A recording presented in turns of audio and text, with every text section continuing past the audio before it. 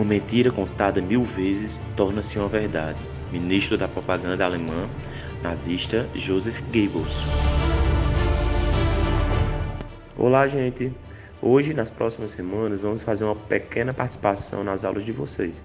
Bom, como vocês viram nas videoaulas do professor, as imagens, sejam elas fotografias, cartazes ou até mesmo monumentos, estão sempre presentes nos governos autoritários, dando destaque à figura central do ditador, que é retratado como um herói nacional ou um semideus.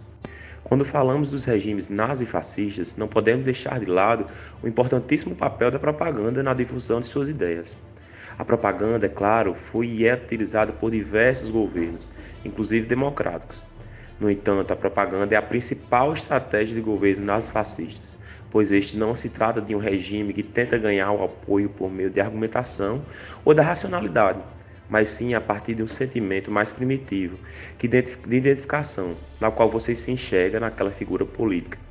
Você acha que suas ideias e suas moralidades são compatíveis com a daquela pessoa e que, portanto, ela é digna de sua devoção. Explorando essa ideia, o sociólogo Theodor Adorno defende que a adesão aos regimes totalitários de massa se dá porque um grupo de indivíduos compartilham um ideal de eu semelhante. Isso ocorreria porque os regimes nazifascistas seriam incapazes de angariar o apoio das massas por meio do discurso racional.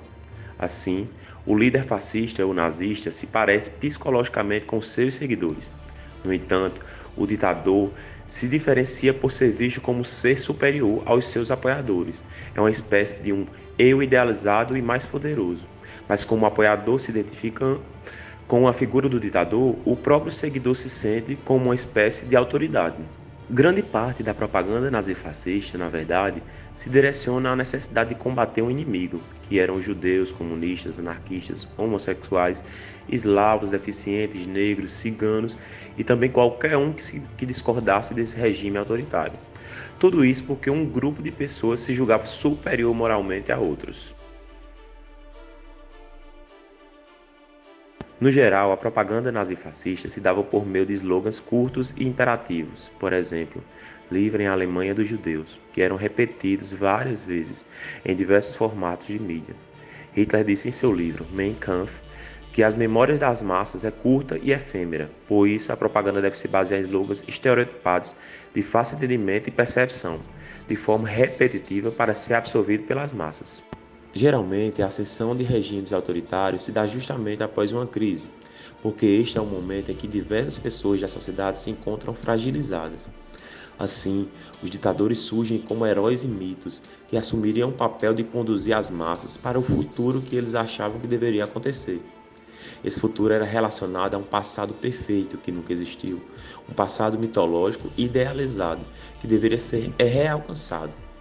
Sobre a propaganda de Sobre a propagação de mentiras, Hitler afirmava que o governo não deve investigar e mostrar à sociedade a verdade, devendo se limitar apenas a mostrar o lado que lhes é mais diretamente favorável, ignorando e escondendo todas as outras facetas da sociedade. Goebbels, descrito por especialistas da história do nazismo como responsável pela estratégia de lavagem cerebral, atuava como ministro da propaganda. Na sua atuação, qualquer meio, rádio, teatro, jornais, cinema, que transmitisse ideias antinazistas eram censurados. Os jornais e livros só podiam publicar pontos de vista que favorecessem o regime.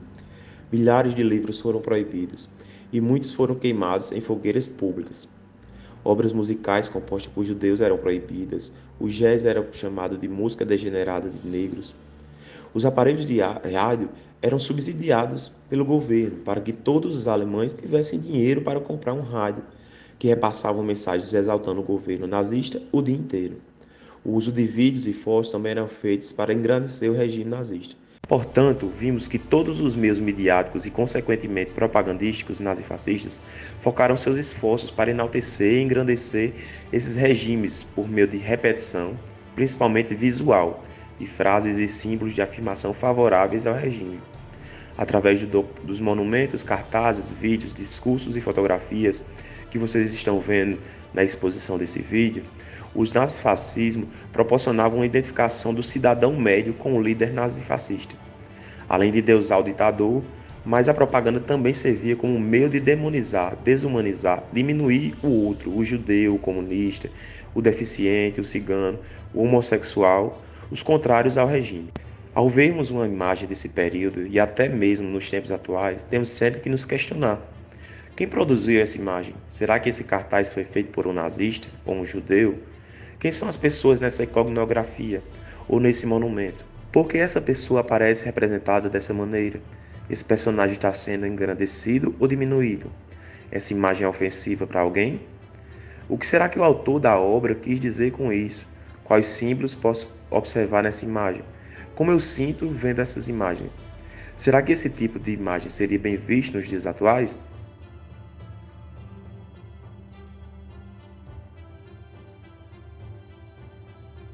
Percebemos que a arte também foi um importante meio de propaganda utilizado pelos nazifascistas, como um mecanismo de atrair o seu povo.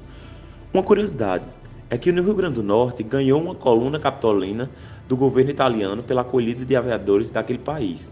Em julho de 1928, estes pilotos alcançaram a costa potiguar proveniente de Roma após um voo de mais de 49 horas sem escalas, perfazendo uma distância de mais de 7.000 quilômetros.